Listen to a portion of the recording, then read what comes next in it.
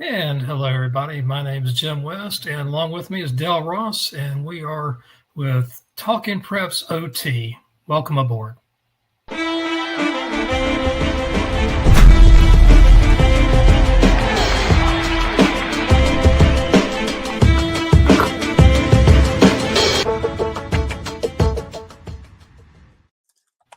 Dale, it can't be week 10.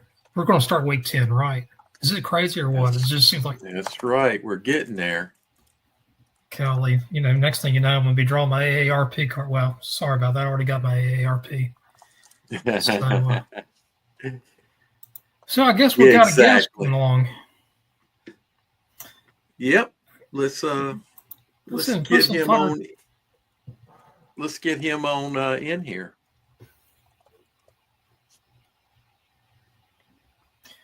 Jalen, what's up, man? What's going on, y'all? How y'all doing?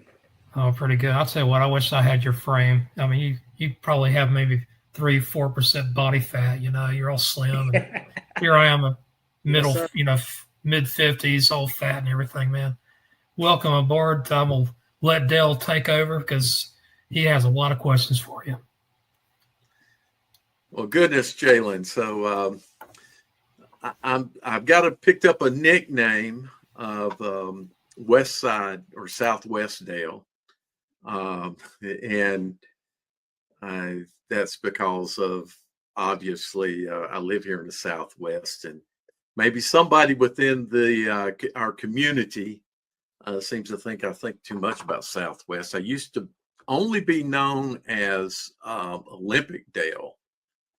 And just a little piece of information for you, online, I used to be known as ODad. So when people interfaced with me, they knew me as ODad online. So, and the O is from Olympic. All right, so throw those numbers back up for us, and let's see what you had. A bunch of tackles, 15 tackles. Is that a season high for you? Yes, sir, that is. All right. Go ahead and tell us about it. What's do you play any offense as well, or just defense? No, sir. I'm not really the offensive type of guy. I like to come down and I like to hit. I like to hit a lot. I would say my play style is more of a communicator, and I say one of the leaders of the defense. Somebody that gets, and other roles I play as well as punt return. I'm on the edge. Hey, can definitely take your gunner out of bounds if I need to.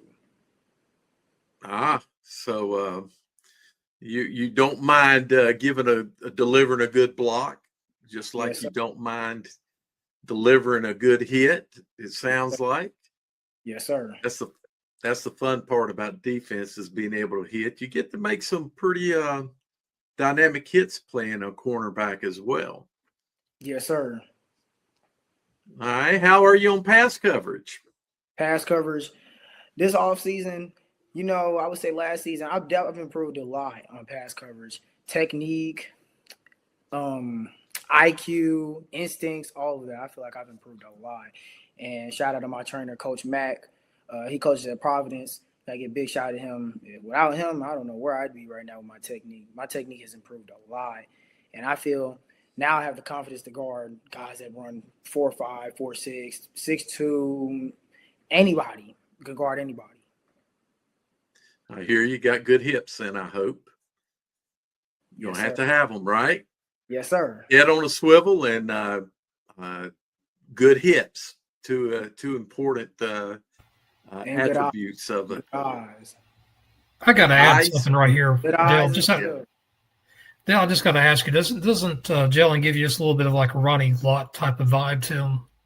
Ronnie Lott. I don't know if he knows who. I don't know if he knows who Lonnie. Anything about Lott? Ronnie Lott.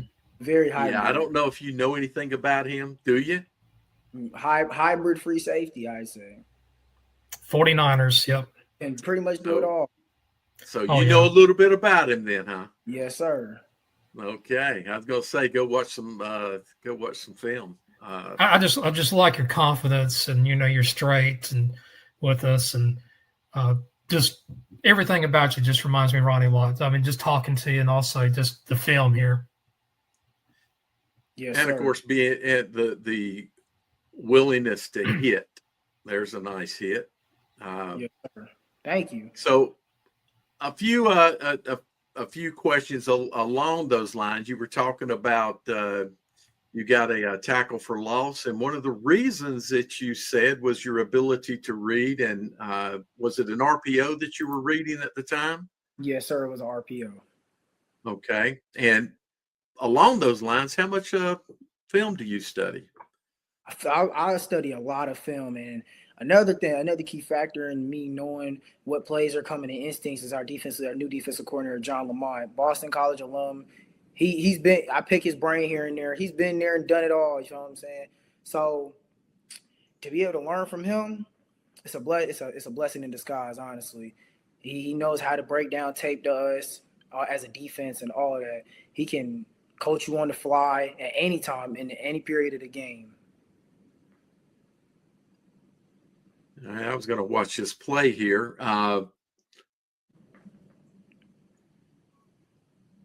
Ooh.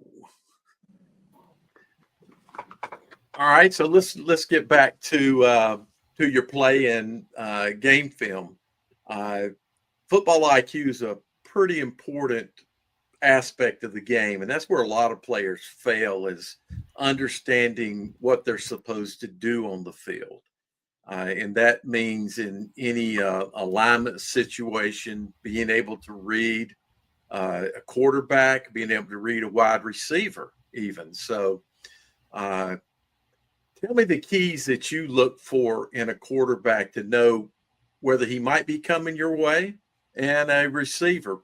Does a receiver give himself away in that he's going to be a primary target, or he's just going to kind of be lazy and he's not part of the picture?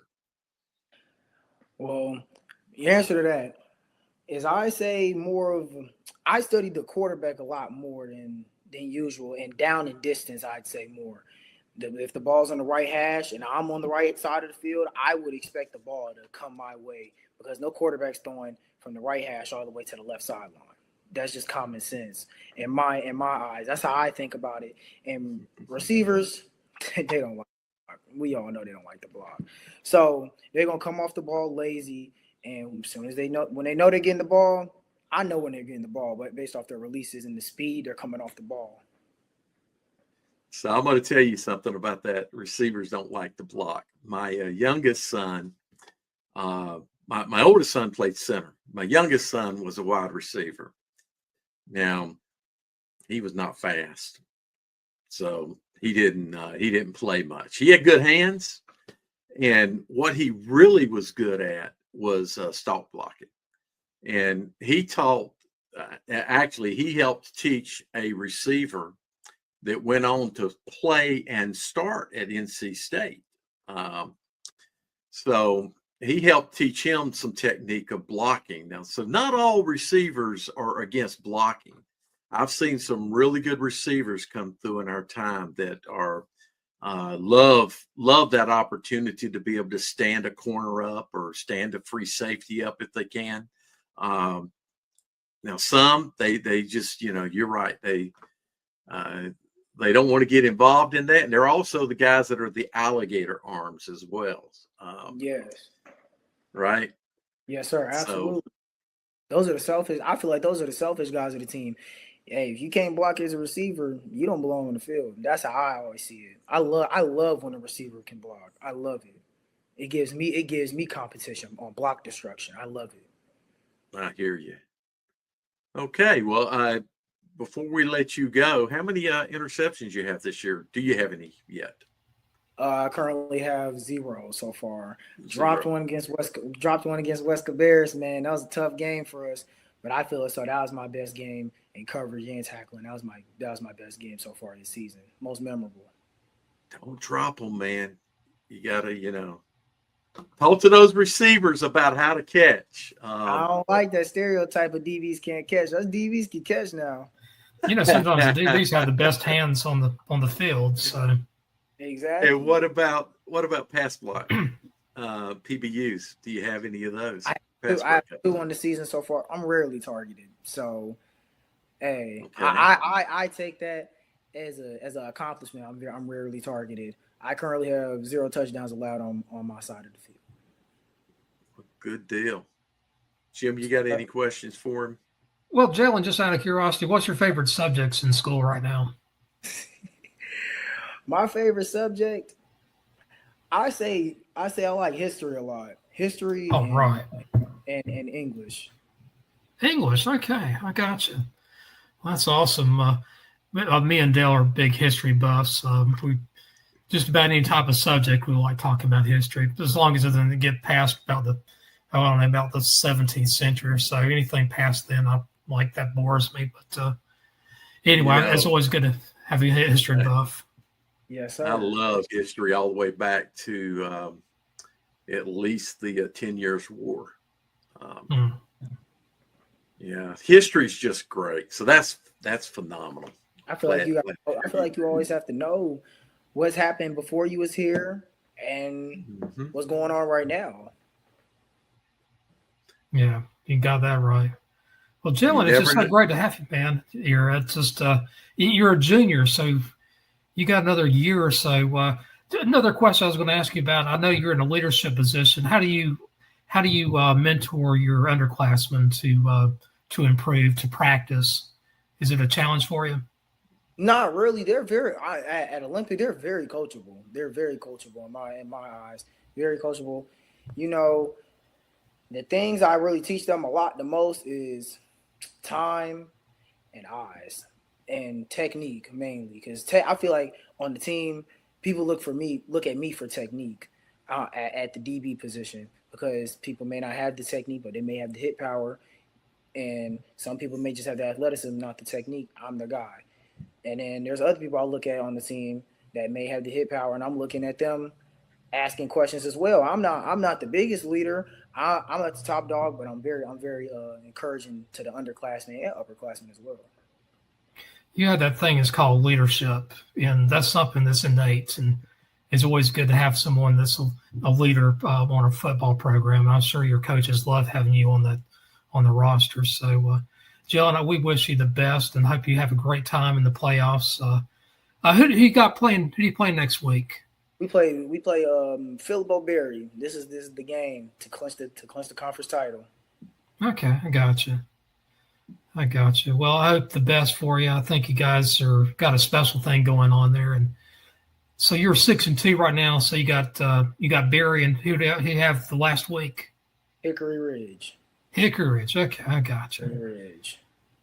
Well, great, Dale. I don't have anything else unless you got something for him. No, I don't. A lot of luck, Southwest dude. Yeah, man. Thank you. All right, take care, sir.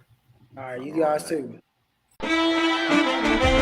Hey, this is Chris Hughes, host of the Observer's Talking Preps. Proud to say that our show is growing and growing and growing, and we've got a brand new schedule. Mondays at 8 p.m., get our Players of the Week. No more waiting. Then on Tuesday, 8 p.m., catch me and Sam and all the guys of the #1 show in high school football in North Carolina, Talking Preps.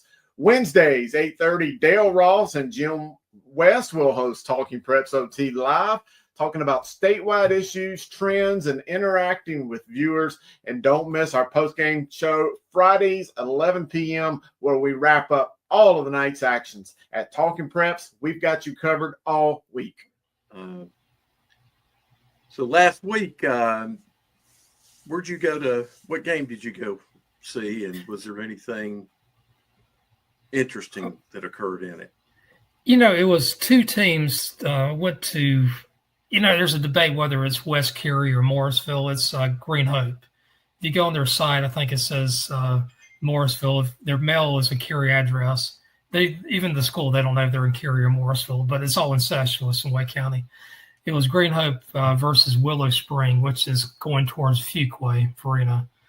And 2 teams, both of them rate A. They're both they're going to be barely in the playoffs. Or probably, there's 24 teams in the 8A. You're probably looking at the 21st to the 24th or so best teams in the 8A. And Willow Spring had more talent, but I'll tell you what, I love how Green Hope plays because they play with their mind.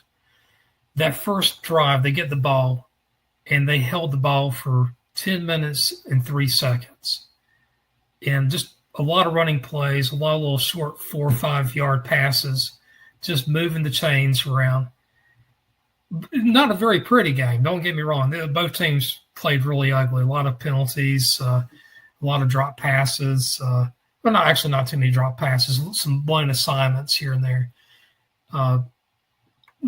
Fumble here and there, But just overall, just two very evenly matched teams. And Willow Spring, they actually scored a touchdown with 38 seconds left to win that game 24-21. And Dale, you went to even a better game, I bet you, didn't you? A more interesting game, yeah. Maybe. More high profile. It was a high profile game, certainly. It was a high profile game for what could have really sealed the conference championship for Palisades. Now Palisades has got a hope, there's a game coming up between Providence and Ardrey-Kell, which if Ardrey-Kell were happen to win, will give us potentially a 3-way tie for the conference championship. There are still 2 games to go, but in this game, Jim, it really started out not in Providence's favor. Palisades played it kind of so-so in the first half, and then really in the second half through the third quarter just kind of widened out to a 3-touchdown lead. And that lead held until 8-something in the fourth quarter. I can't remember the exact time point that Providence got the first score, but it was somewhere in the 8-minute mark of time. So most of the game obviously is behind us, and there's a little over 8 minutes left in the game, and all of a sudden Providence mounts a tremendous comeback. And it was on the back of several different things, one of which was there's a great catch here. This was just a phenomenal throw and catch and for touchdown. There were a number of, I will say, issues that Palisades kind of shot themselves with penalties. But the biggest thing, Jim, is Providence never quit in this game. Now, this was a play after an unsportsmanlike conduct. Right here, the ball would have been back at the 35. And this is the play that ties or sets up the touchdown with the PAT to tie the game. So, it was a very interesting ball game. And it's one of a series of games that was in our observer picks last week. And I missed this game. Now, this was not, I believe, I was wrong kind of moment, because no, I felt like this was going to be a close one. Yeah, this was a really close ball game. Could have gone either way. Into the game, right? It went OT. But here, if we look at things, everybody to the left of Nate had a horrible week. Bunch of us went 2-4. Chris went 1-5. We didn't do too well in our picks last week. And Catholic losing to Marvin Ridge kind of surprised me. But going back to that Providence Palisades game, there was one thing that I noticed on that film that I was really disappointed in was the attendance of that game. I was looking at the visitors' side. There was it looked like there was a lot of empty seats. Am I wrong about that, or just didn't seem like a lot of people? You're 100% correct. Providence did not show up. I mean, that's the thing about it is if you're going to support a team, or you have kids that go to a school, do yourself a favor, get them to the school, even if it's a away game. I mean, I don't know how far Providence and Palisades are. They're probably fairly close to each other. I mean, go to the games. It would take you, just depending on traffic, probably 30 minutes, 25, 30 minutes. But when Providence was in conference with Olympic back in the 2000s, one of the biggest attended games during that time frame was Olympic Providence. Providence always showed up for those games. And when I say showed up, I mean the visitors side at that point in time had the old Johnson C. Smith University home bleachers. Wooden bleachers were the visitors' bleachers. Very bad shape. I ended up calling talking to the fire marshal and having them come out to inspect, and they were ready to condemn the stadium. And that's what it took. That's what it took to get that fixed, and a few other things. But the fans filled those stands up.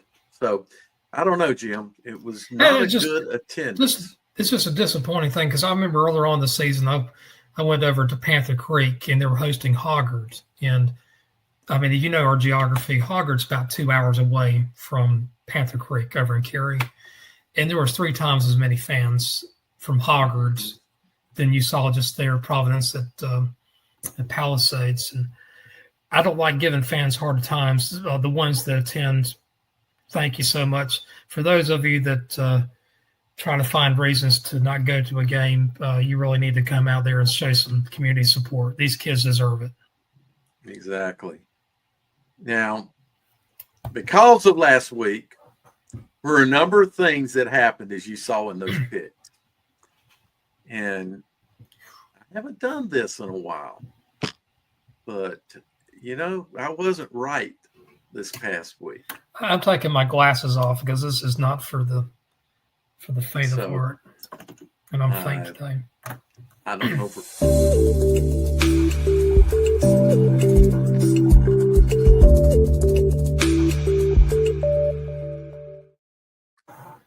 That's right, folks. I was wrong. Now, there were a number of picks that I missed this past week that really could have. Catholic Marvin Ridge, I really didn't think that game would be. I didn't think Marvin Ridge would win, but I thought Catholic might win it by 2 scores. But it was ended up being a close game. Marvin Ridge wins. It's not one I really want to classify. I was wrong in that, just like I was wrong in everything that I picked wrong. But Jim, I was wrong, big time wrong, in the Mallard Creek Independence game, and so wrong that I have to do something I haven't done in a while. And Langston was asking, "You going to do your hot sauce thing?" So I'll pour me a nice, as you can see there.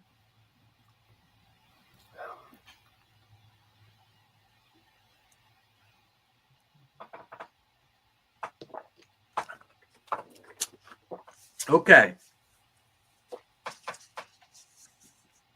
That's good. How was I wrong?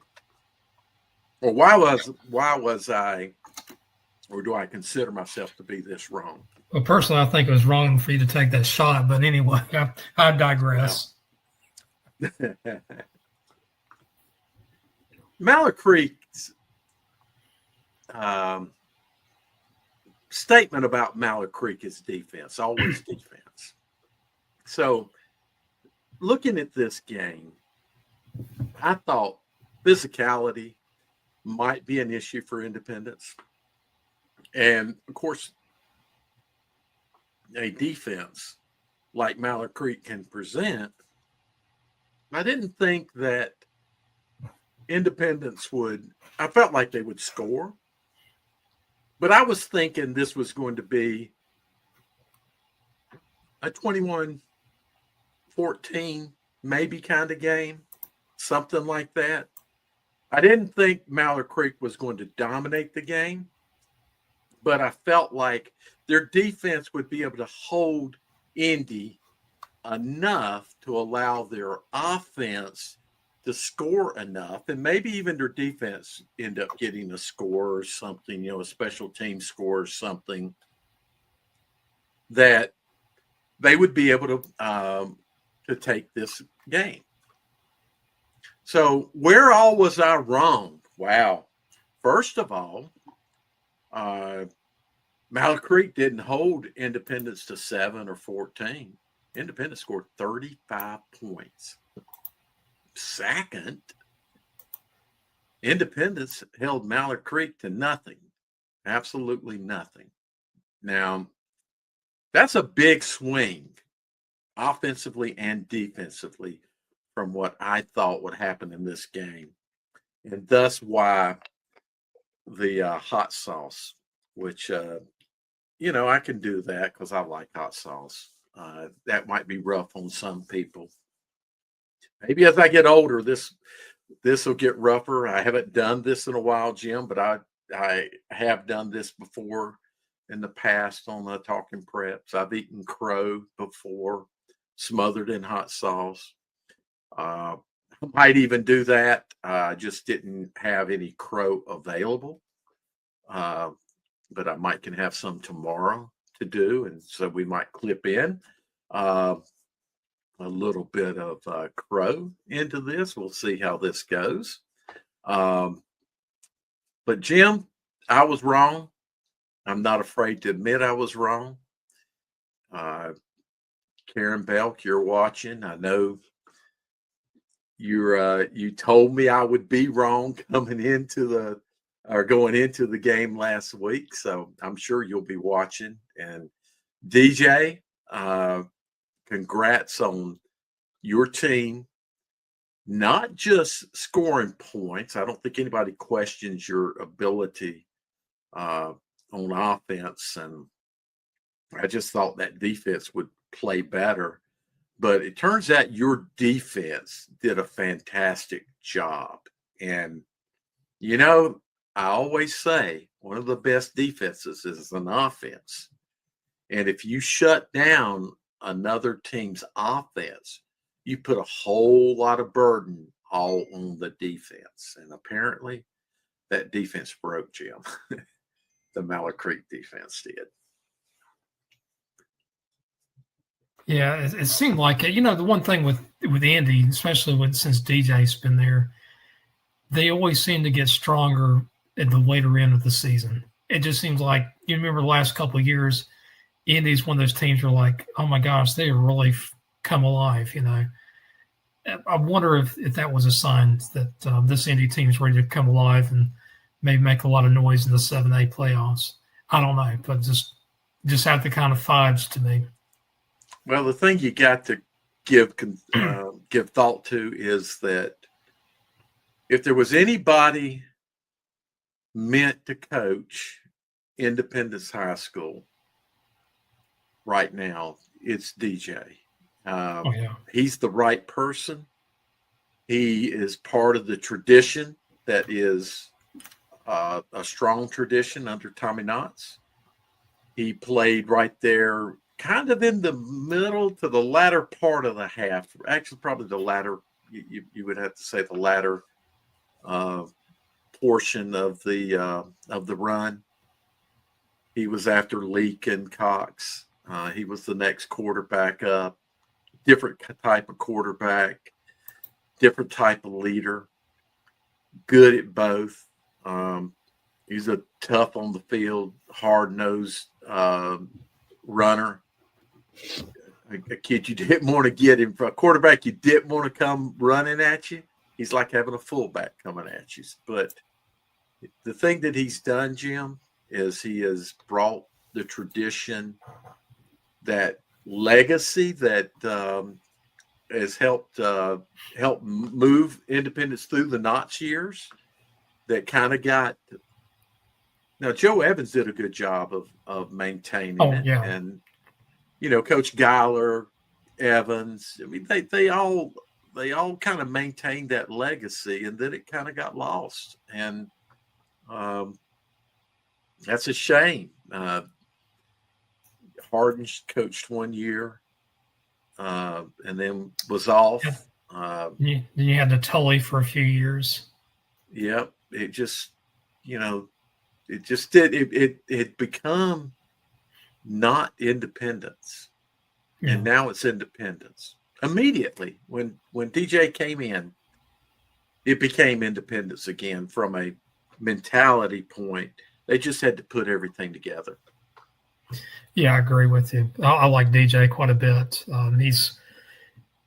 He has a good vision. I think he's everything that's right about high school football, and I love how he embraces tradition, just like you said. Yeah, there was I think a lot of the Tommy Knott's era stuff had been taken down in the locker room, from what I understand.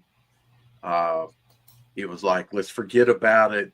I understand coaches wanting to develop their own tradition, but when you got to run like what Independence had, you can't forget that. Well, it reminds me back in the early 80s when Bear Bryant stepped down. He retired in December of 82. Within a month, he was dead. And his replacement, Ray Perkins, wanted to distance himself away from that tradition. Mm-hmm. And he didn't have much success. And then Bill Curry, who I love Bill Curry, he's a great man. He's a better man than he is a coach. I'm not trying to – he's just a really good fella. And he embraced it too much. And then you get a guy like Gene Stallings comes in there, and he knew how to do the tradition the correct way and the modern way. And he honored Bear Bryant without it being looking superficial. There's a delicate line between embracing it too much and then ignoring it. DJ's hit it. He's like the modern day Gene Stallings to me. If you don't embrace your tradition, if you have tradition, and you don't embrace it, you're going to alienate a lot of the alumni, and that's what happened when. That's what happened at Alabama, and to a degree, that's really what happened at Independence. It filters down into high school. People want to come back and see their program, and I understand coaches want to develop their own traditions, set their own standards, but you can't forget where you were. You just try to set a new standard that's equal or better than what you had. And so anyway, DJ, right man. Yeah, very, very much so. Okay, what's next on our plate? I don't know. Let me ask you about this RPI stuff. I know we're probably going to talk about it at some point, but I'm still not a big fan of RPIs. I like having other better matrix than RPIs. It just seems to be, I don't know, just not a big fan of it right now. How about you? I like to see a little bit more analytics involved in it. So the better thing to do would be to use, computer generated power rankings. Would be better than RPI. Yeah. I don't think RPI really, people seem to think your opponent's RPI is a strength of schedule, but it's not. It's not. There's no strength of schedule in any of this. So I hear that, and it's like, no, it's not, because strength of schedule is really how strong the teams are. How good are they? It goes back to, you remember those days when conferences might send one or two teams to the playoffs? Oh, yeah. And your conference all of a sudden is only going to send one team. But maybe even early 90s you had that happen. Exactly. And maybe even the third place team in your conference is better than a conference champion out of a conference ascending too. Oh yeah, no doubt about it. So you can't look at wins and losses. Wins and losses are important, but it's who you beat and who you lose to that matters. Right. If you lose to a really weak team, that should reflect in your schedule. Just as if you beat a really weak team, you really shouldn't get a big boost out of that. No, it's artificial. But I'll tell you what, let's go ahead and pull up some of the RPIs. Let's just I'm not really as interested in the bubble per se because the bubble still has a lot of fluctuation. I'm more interested about the teams that are going to get buys. And we'll start out with the 1A. There's 24 teams that in the 1A, and the top 8 teams, top 4 from each class, each region will get buys. I don't know, Dale, if you saw that victory by Kip Pride, but they just tore up the Southeast Halifax, which is that Southeast Collegiate Prep Academy. They beat them like 50-0. Kip Pride is a really good team. And, right now in the West is Robbinsville, and I really don't see any other team in the West that comes close to Robbinsville. I think you can almost write them in. I know Wilson Prep is 3-5, but I'll tell you what, it goes back to who you were playing. If you lose to some really good 7A teams like Wilson Prep played Clayton earlier on this season, and there's not one 1A team that's going to win against Clayton. They're going to lose against Clayton. And Wilson Prep, they play some probably the toughest strength of schedule of any of the 1A teams. I think they're probably the best in the East. Any thoughts about that? No, not really, because in 1A, everybody's in the playoffs. I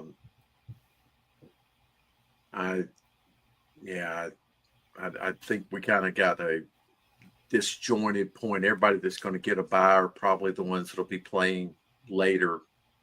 I'm sure they will be the ones that'll be playing later.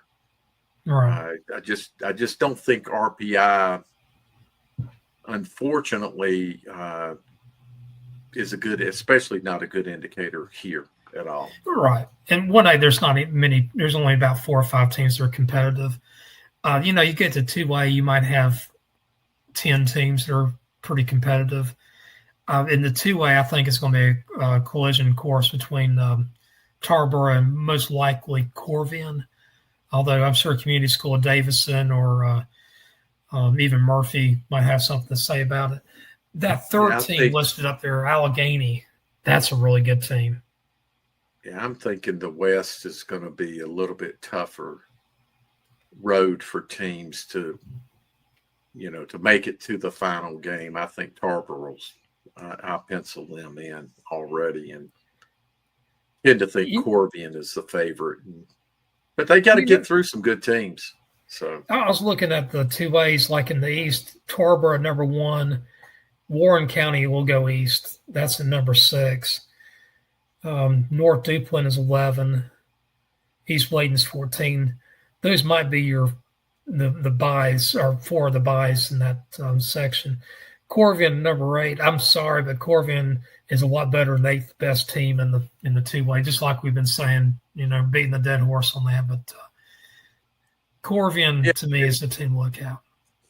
I think so too. I think Corvian and Tarboro. Can we scroll it down too? Yeah. See, I know you're more interested in who gets buys. Right. I am still.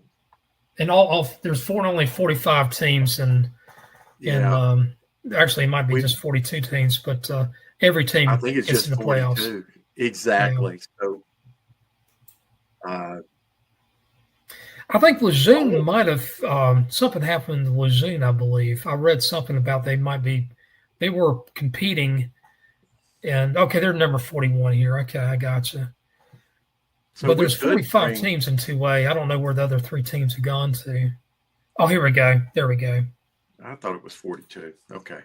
Yeah. So we got a guest here. Okay, let's go ahead and get our guest.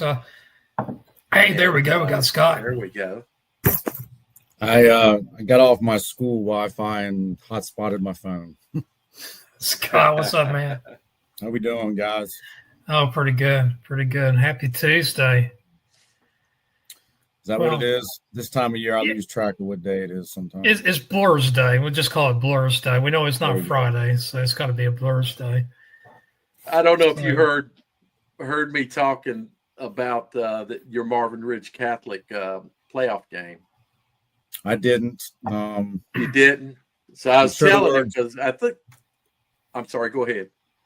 No, I said I'm sure the words Elijah Hood probably had to. No. I didn't even say anything about Elijah. Actually, a better running back.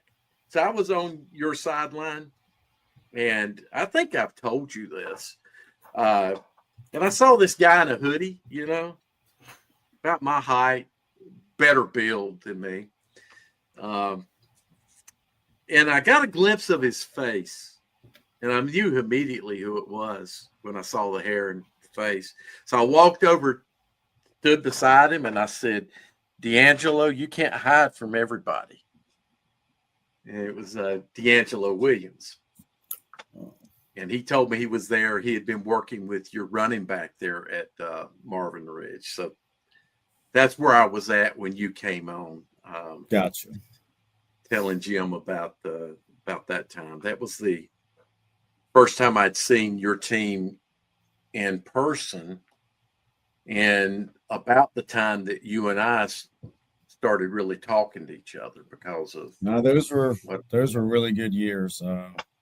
Really good kids there. Great school, and had the chance to coach both of my sons there.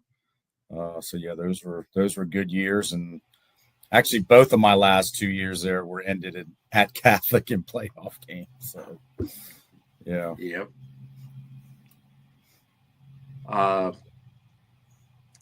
You and I got to know each other right about that time, and then better we started talking when you left Marvin Ridge. Well, I've always tried to. I appreciate what you guys do. You guys and Chris and Langston. I appreciate so much what you guys do to promote football in the States. I've always tried to do whatever I could to help and to make your job, a little bit easier. And, Matt Abrig over there in Union County just was very fortunate in my time at Marvin, and in Myers Park that had so many of you guys that really went out of your way to, promote high school football. And you correct me if I'm wrong, y'all aren't getting rich off this. So, I always tried to do what I could to help you. Negative numbers if you really want to it. Exactly. So Scott, just out of curiosity, do you live in Clayton, or you live in Wake County or Johnson County, or? No, I live in Clayton. Yeah. Clayton. Okay, good. Yep. Good man. Compare traffic between Charlotte and Clayton right now. I know Clayton doesn't have nearly as many people, but it's still a growing area, though. That place has just gotten so much bigger in the last 10 years. It's a lot. Reminds me of when I lived in Waxhaw. Waxhaw being a very, very growing town. Right. When I lived there, Clayton's kind of the same deal. They always say small town living in Clayton, and I'm like, it's getting to be a big small town at this point. But fortunately, it is a place that still has its small town roots and loves high school football and loves football, at Clayton. And I'm sure Langston told you I couldn't do 7 o'clock because I have my own radio show here in town at one of the restaurants on Tuesday nights, which is kind of crazy to think about that, we could have our own radio show, but we have it every Tuesday night, and people show up at the restaurant, and people apparently listen online because we keep doing it every week. So, a long time ago, Clayton used to be their biggest rivals used to be Gardner and Fuquay-Varina. Yep. And I guess they're probably not your biggest rivals anymore. It's probably Cleveland and Corinth Holders. Yeah, obviously the longest rivalries are certainly, Garner. Matter of fact, we play them this week, and the guy on when the radio show gave it, I think this will be the 44th time that Clayton and Garner have played, and I think Fuquay's probably close to that number as well. But now that you have, obviously more Johnson County schools, certainly Cleveland. I would tell you the Clayton-Cleveland rivalry is as raucous, whatever you want to call it, is as deep and intense rivalry as any that I've ever been a part of. I tell people back, it's more so than Marvin and Weddington, more so than Marvin and Audrey Kell was. It's definitely by far the biggest rivalry I think I've ever been a part of. Well, a couple of years ago, I attended one of the Clayton-Cleveland games, and there was that time when the guy jumps out of the airplane and anyway delivers the game football. And I was like, that's pretty intense. I didn't know what was going on. I just saw everybody looking in the sky, and then I'm like, oh, looks like somebody's falling out of the plane, and realized. Yeah, that was pretty cool. Had that was awesome. Paratroopers come in. Yeah, we had them come in last year too. Haven't had them so far this year. Now I'm glad you mentioned that. I need to call the guy and ask him if they're coming back this year. So I'm gonna ask one last question. Then I'll let turn it over to Dale. What's your biggest? What do you think the biggest difference is between like triangle football, which I'm gonna say that where I live, Johnson County, Mecklenburg, Durham, Orange. That's all triangle football. What do you think the difference between triangle football is to like Mecklenburg County football? Depth of the number of quality teams. I think in the Charlotte area there's just so many more. I think the best teams, in the triangle area can hang with the best teams in Charlotte, but there's just so many more of them, in Charlotte. And I think that's the biggest thing is that, the number of high quality teams in the Charlotte region it just never ends. I mean, you look where we are in the 7A, and I look over on what's going to be the 7A West, and you look at all the number of teams over there. Everybody's like, man, you got, Weddington and Independence and, Mooresville and all these teams. And I'm like, yeah, I only got to beat one of them. I'm glad I don't have to, go through the gauntlet of, I think the 1 year at Myers Park, we lost to Vance, in the regional final. And like to get to the regional final, we had beat Providence. We won at Butler, at Richmond County, and then played Vance. And I'm like, man, and then, I think we would have played Wake Forest in the finals, who Vance played in the finals. And like Wake Forest had, 3 teams that, quite honestly, we would have beaten handily, to get. So Wake Forest was just as good as anybody in the West. And that's what I mean, is that Wake Forest at that time was just as good as anybody in the West. They beat teams in the West to win. But the road that those teams in the West had to take to get to the championship game was so much more difficult than the road that Wake Forest had at the time.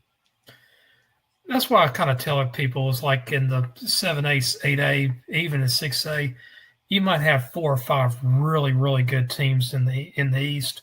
You just don't have the depth as you do in the West. And but a lot of fun there. I mean, 7A is actually pretty loaded in the East. I mean, you got obviously Clayton, Cleveland. You got Cardinal Gibbons, Southeast Raleigh, Gardner. Southeast Raleigh, Gardner.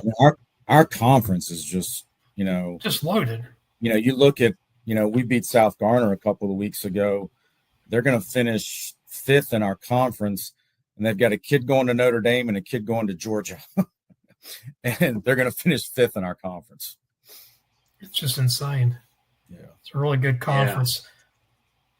Yeah. So, Coach, we had a guy with us, Jonathan Grice. Yeah, we're thinking about you, buddy. And he used to call the 4A West the Fight Club. And 7A now is definitely taking on that banner, as you say. It is a brutal path to get to the regional, or get to the regional, but to get to the finals to state.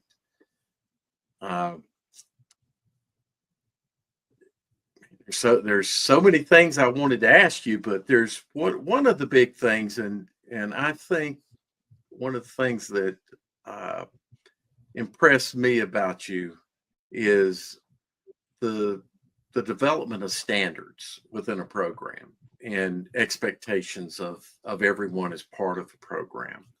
So you've had to build programs at multiple places.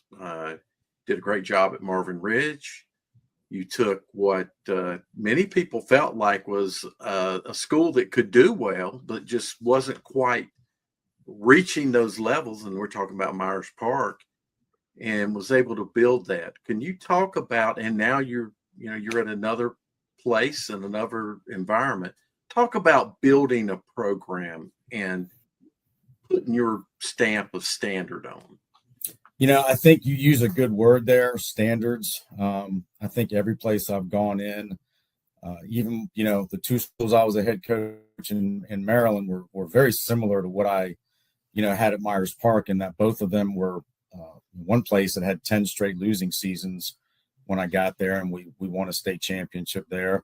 The other place, when I got to Lackey, they hadn't won a playoff game in 19 years when I got there, and we played for 2 state championships when I was there. So, and obviously, what Myers Park was like when I got there. Marvin was a brand new school when I got there. So I think, yes, I do have a plan that, I try to follow when building a program. And I think the first thing is you have to walk in and people have to know what your mission statement and what your objective is. Because once everybody knows what your mission statement is and knows what your objective is, they know why they're there. And, I've kind of picked up this second career a little bit on speaking to businesses and corporations and military groups on culture building. And that's one of the things I really hit on, is that whether it's a team, whether it's a business, whether it's a school, you have to have a mission statement and you have to have an objective so that everybody that's there and that's a part of that group or a part of that team knows why you're there and what it is you're trying to do. And I think that's the first thing. And then you have to talk about, okay, how are we going to go about our mission statement? And, at Myers Park and certainly at Clayton now, we have core values, things that we are going to,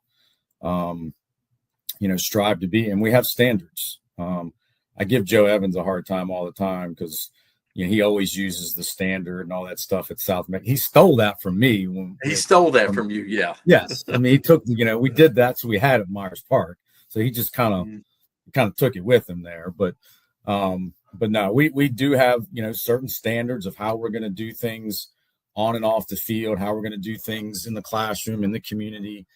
And I think once you establish what that mission statement is, once you establish what your objective is and the standards by which you're going to go to try to achieve that, I think you can have success. And I just, I've been fortunate that, those things have worked, and been fortunate that, people have bought into what, when you've had success with it, it tends to give you a little bit of credibility when you walk into a place and say, hey, this is what we're going to do. Yeah, I need to find that video when I interviewed you and you talked to me about standard. And Joe was still on your staff at that time. He was. So there's no question. When I got over and I had my first interview with Joe, and I've known Joe a long time, and I had my first interview with Joe, and he told me #the standard. And I thought, and I said, where else have I heard standard, used? But that's all right. He's one of my best friends. He can steal from me. It's good that still for the best, man. Still for the best. Exactly. It's good that coaches do that. So I want to ask you a question along those lines.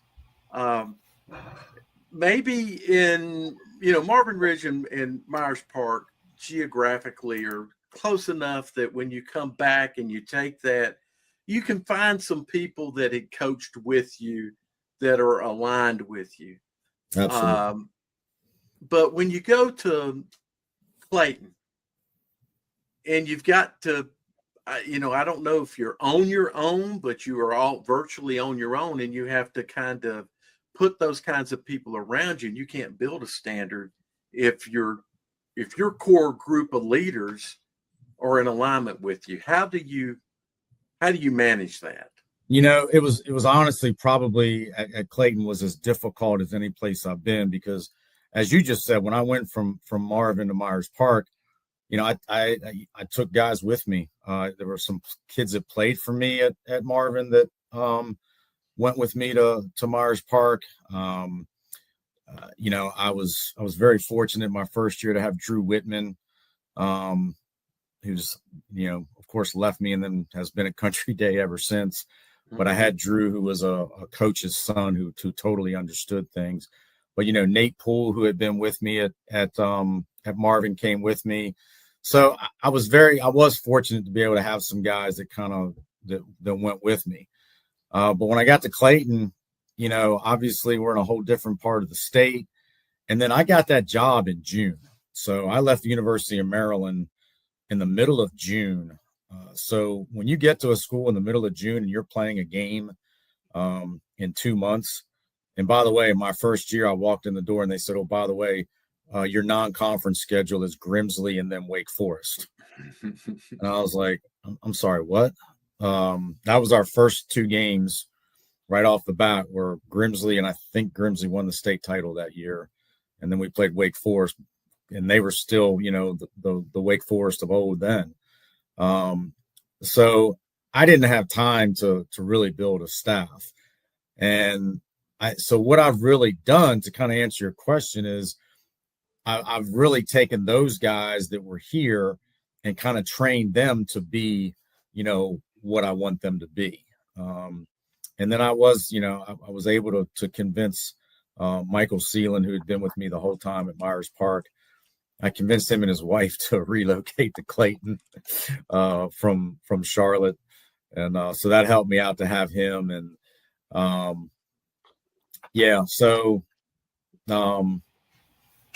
think at that point, like I said, when I'm in the situation I'm in, you've got to take the guys that are with you and kind of train them to do things the way that you want to do them. And, obviously it's worked. We had back-to-back 10-win seasons. The first time that's happened here in over 20 years.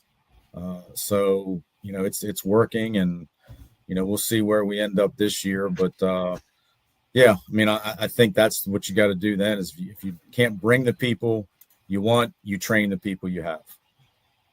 Train the people you have. And culture, that's all part of that culture thing that is so important to developing a successful program. And Jim, if I can find the video, I'll put it up. But okay. Scott's got a whole list of things that make up the standard. See what like for us to do though, if Coach Chadwick, if you don't mind staying on, want to get your opinion about some stuff we had to do with the coach's wife that had to do with the negativity. I don't know if Scott, I may need to put my glasses on to read this one. Man, I'm in my mid-50s here. It's the RJ Reynolds coach. And by the way, I got plenty of time. I'm in no hurry, so y'all keep me as long as you want. My wife's going to. When I told her I wasn't coming home after the radio show, said she was going to bed.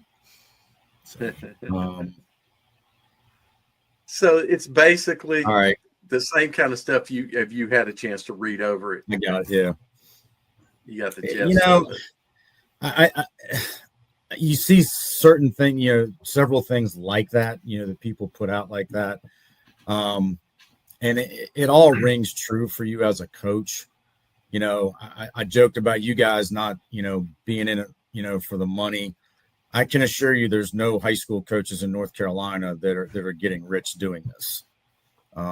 And so we're all in this for other reasons. And yeah, we're all competitive. Maybe this fills a competitive itch, no doubt.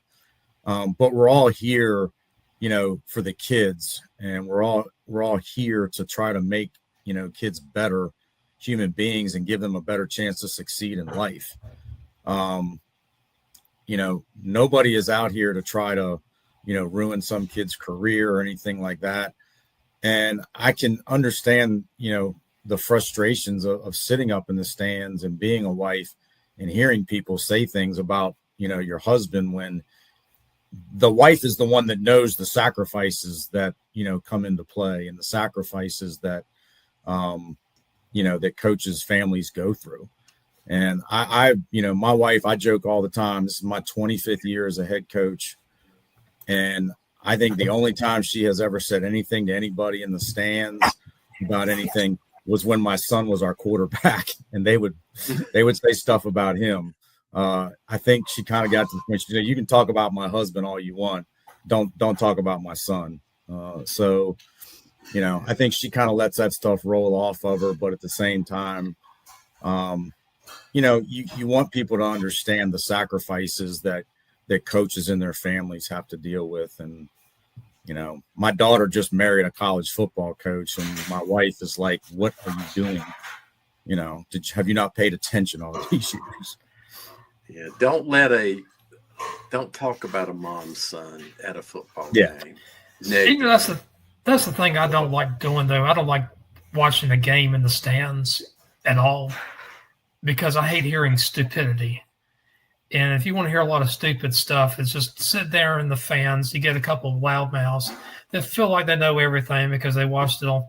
I made that mistake. We had a bye last week, and I went and watched Garner play, and I was sitting in the stands, and I had to walk away. I'm like, man, what am I listening to here? So, Scott, what bothers me more than that is to hear fans curse at and down talk players on the field from the stands. And that happens so much.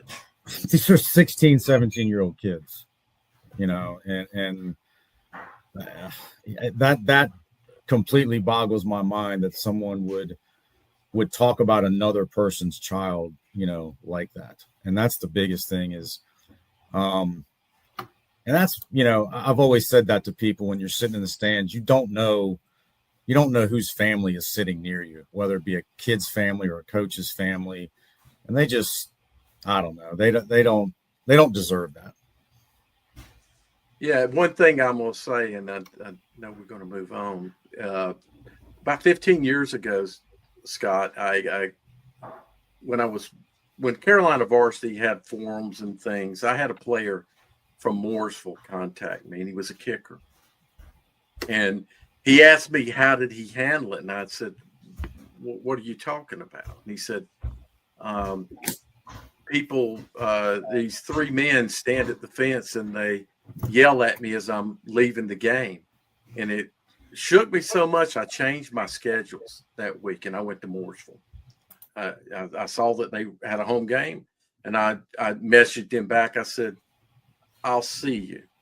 And I wanted to see what was happening. And sure enough, these three men, old men, as old as me or older, stood at that fence as the players left the game and heckled that young man who was, I don't know, I can't remember. He's probably 16, 17 years old.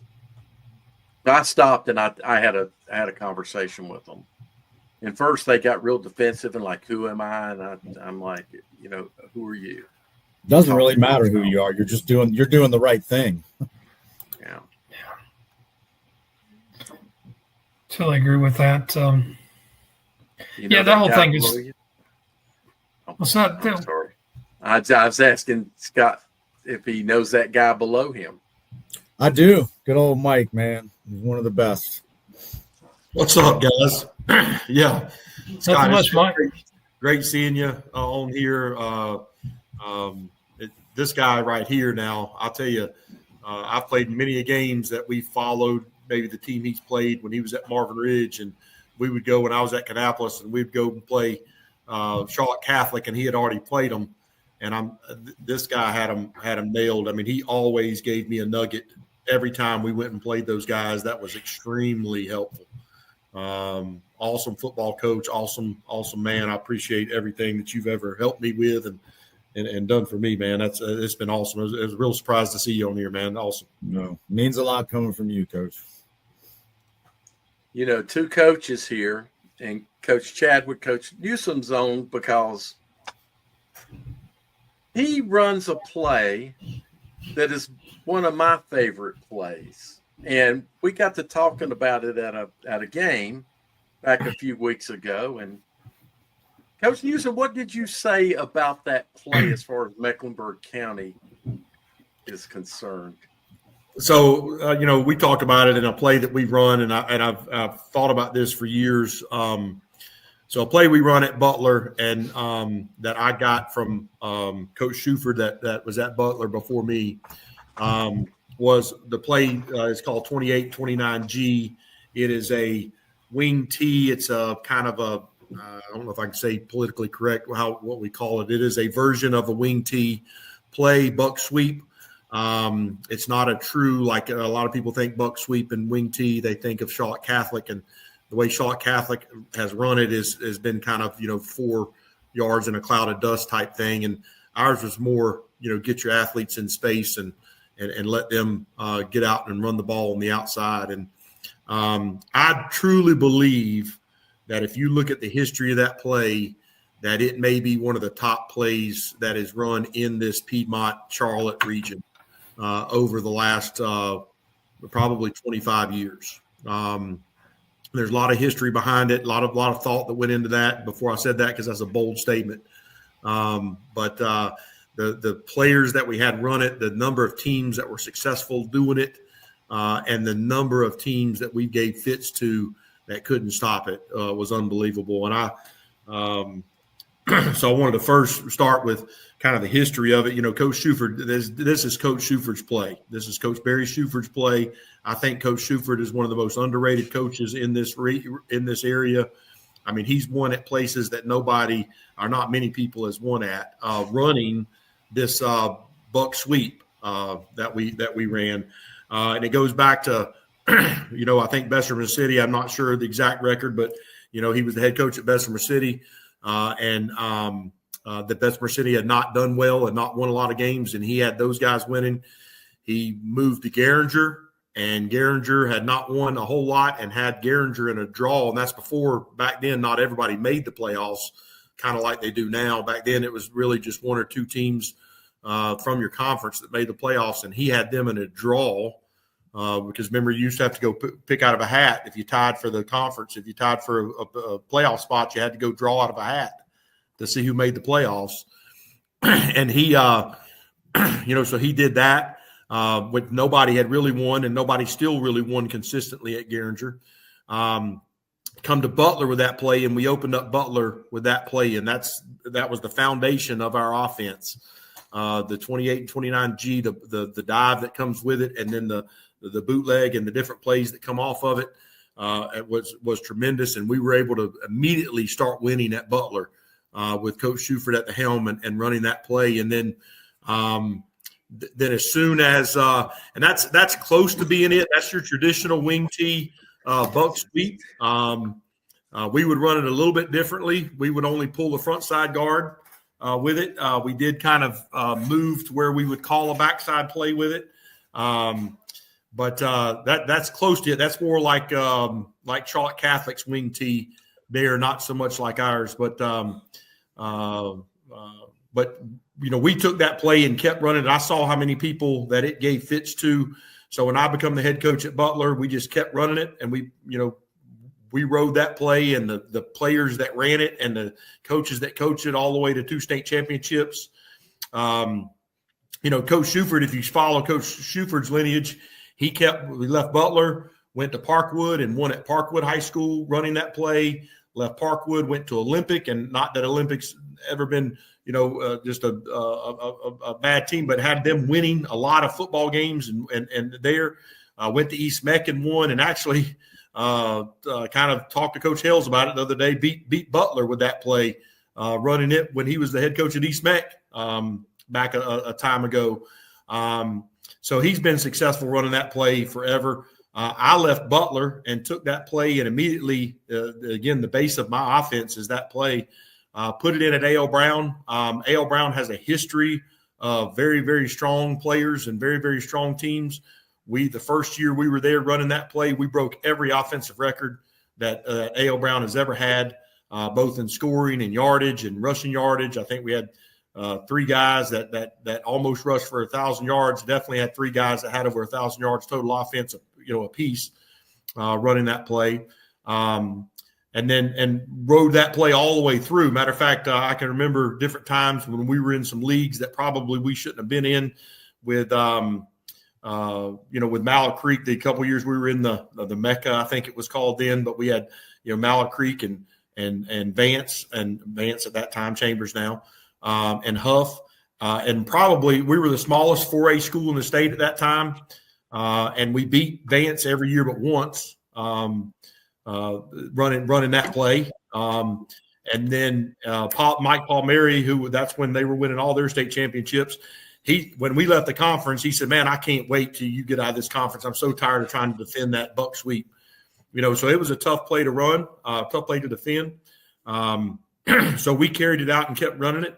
And then look what Coach Hales has done with it, continuing running it at Butler the whole time, won another state championship with it himself. And then continued running it. But it is, I think, if you look at that play across the board and you went back and did the statistics on it, I would have to say from scrimmage yards, that play has probably gained as many yards as any other play that's been in this Charlotte region, maybe in the state of North Carolina. We didn't come short of scoring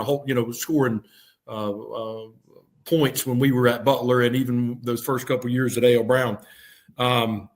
But I would always say that's a Coach Shuford play, and I commend him for running it and sticking with it and doing it and passing it on to all these coaches that have run it throughout these years. But I will also be the first one to say that when you start thinking of plays, and I'm sure Coach Chadwick would say the same thing, when the game's on the line, don't think of plays, think of players. And you get the ball in your best players' hands, and sometimes those guys for us that ran that 28 and 29G were some of the best athletes on the field. Take a Kenny Moore, who at one time was the all-time leading receiver in the ACC history, broke Torrey Holt's record at one time for receptions in a season, receptions in a career. He was a fabulous player that run that play. I would do a disservice to sit here and name players because I would leave somebody out that was just absolutely fabulous at running that play. And I wish I had some true film on it because, that guy there, the fullback running the base off of it, that's a good way. And we had great guys that run that play too, with a Ryan Houston and Khalif Phillips, and Damon Washington, some of the guys I had at Kannapolis.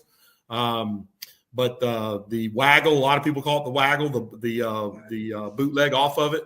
And just the numerous plays. I mean, we actually moved and used a lot of no huddle with it and would go unbalanced real fast because people just couldn't adjust to the unbalanced as fast as we would run it.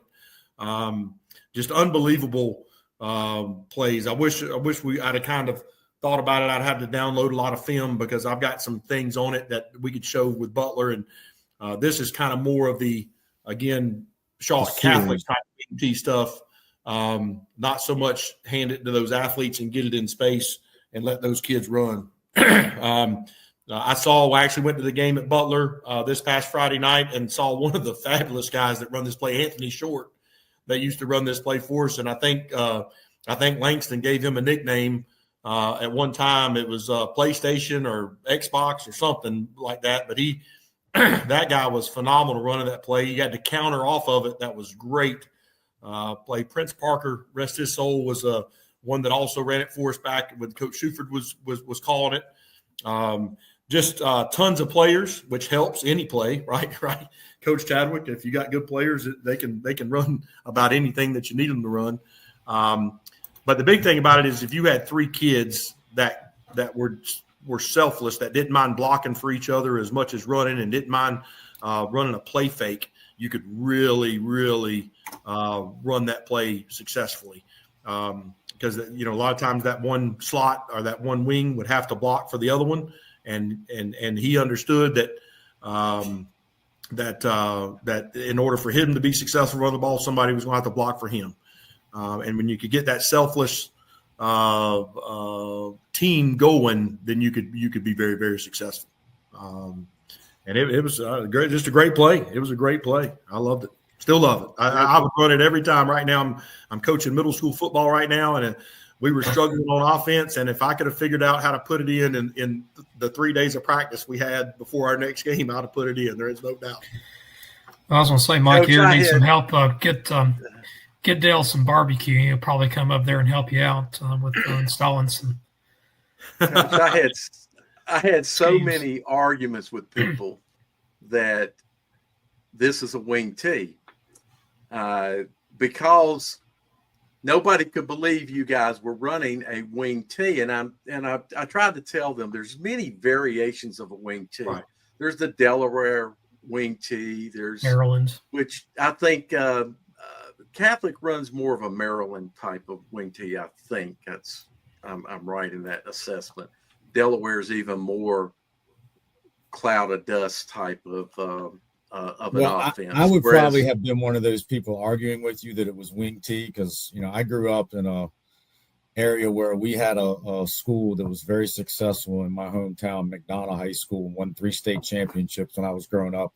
And they ran the Delaware wing. I mean, they would go to Tubby Raymond's camp in Delaware and run it. Mm-hmm. And they learned it right from the creator. And it was the Buck series was obviously a staple of their offense. The sweep, the fullback, the fullback dive or the fullback trap and the waggle off of it. I watched that, quite a bit growing up. And ironically, the guy that was the coach at McDonough during those years is Larry Johnson, who has been the long-time defensive line coach at Ohio State. And before that, he was the D-line coach at Penn State. So I've known Coach Johnson since I was literally like 8 years old. And he coached – my dad was the coach of my high school. So as a kid, I would watch film of that offense. And so I saw that. And then my first job as an assistant, I worked at a school that ran the wing tee.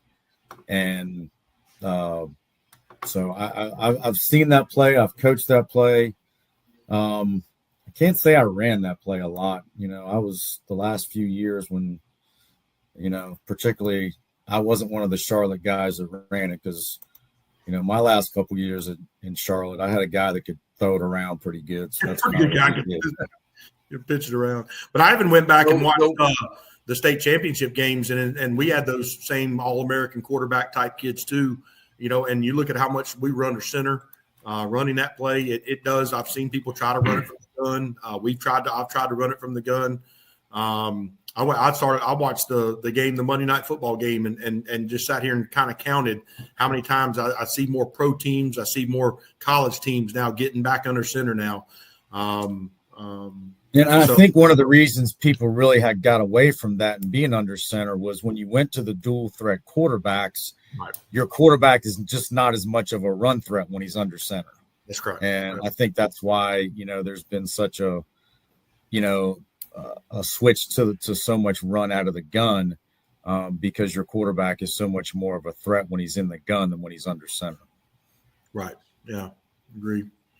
The big thing that makes it obviously different is that in your version, or we'll say Schuford's version, is it utilizes athletes and that you do throw out of it. Butler was very successful throwing. Olympic had some of its best passing under Schuford, but I would say there may be more. I was at Myers Park the whole time that Barry was at East Mech.